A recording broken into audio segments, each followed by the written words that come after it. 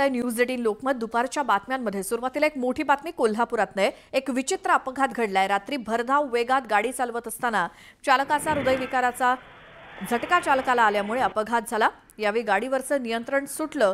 Car चालकानं 9 ते 10 दुचाकींना धडक दिली आहे. गाडीनं 3 ते 4 वेळा पलटी मारली आहे. 3 ते 4 वेळा ही गाडी उलटल्याचं दिसतंय. टेमलाई उड्डाणपुलाजवळ हा अपघात झाला. अपघाताची दृश्य सीसीटीव्ही कॅमेरामध्ये कैद झाली आहेत. या अपघातामध्ये कार चालक धीरज पाटील यांचा मृत्यू झालाय.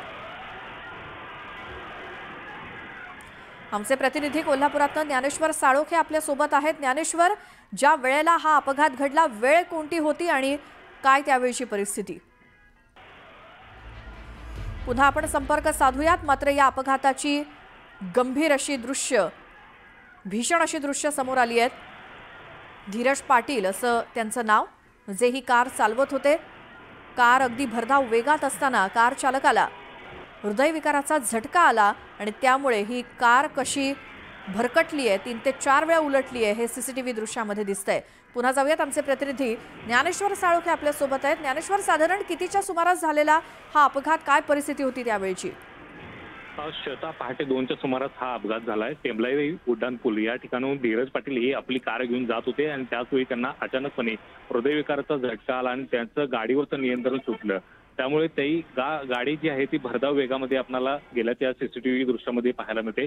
आजूबाजूला जी झोपडपट्टी होती त्या झोपडपट्टीच्या घरातल्या लोकांनी आहे ते आपल्या गाड्या दारात लावल्या होत्या. त्या दाऱ्या असलेल्या गाड्या ज्या आहेत त्या 9 ते 10 गाड्यांना धडक देत ही गाडी 2 ते 3 वेळा पलटी झाल्याचे या दृश्यामध्ये पाहायला मिळते. आणि या अपघातामध्ये धीरज पाटील यांचा मृत्यू सुद्धा झाल्याचं आहे ते आता समोर आलेलं आहे. एकूणच पाहायला गेलं तर अत्यंत भयानक असा अपघात होता. रात्रीची वेळ होती त्यामुळे या ठिकाणी मोठा अनर्थ आहे तो टळलेला नाही. तर या ठिकाणी मोठ्या प्रमाणात आहे ते लोकांची ये-जा सुरू असते. मोठा हा परिसर जो आहे तो शिवाजी विद्यापीठ आर्मी कॅन्टीनकडे जाणारा परिसर आहे. त्यामुळे नेहमीच आहे ती वाहतुकीची वर्दळ असते.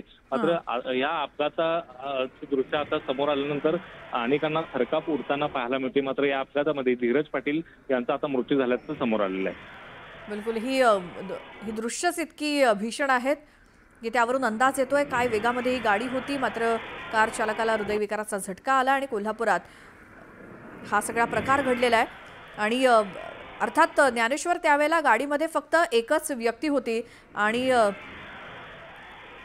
त्यानंतर आजूबाजूच्यांना जाग आली असेल की इतका मोठा आवाज आल्यानंतर, इतका मोठा अपघात झाल्यानंतर आजूबाजूचे सुद्धा जागे झाले असतील. ही बाजूला रस्त्याच्या कडेला ही पूर्णपणे जी काही छोटी छोटी घरं आहेत त्याच्या बाहेर, घराच्या बाहेर काही सामान, पाण्याचे ड्रम भरून ठेवलेले दिसत आहेत किंवा त्यांच्या दुचाकी पार्क करून ठेवलेल्या दिसत आहेत. या सगळ्या सामानाला ठोकर देत ही गाडी अगदी वेगानं पुढे जाताना दिसतेय. 2 सीसीटीव्ही कॅमेरामध्ये कैद झालेली ही अपघाताची दृश्य आहेत.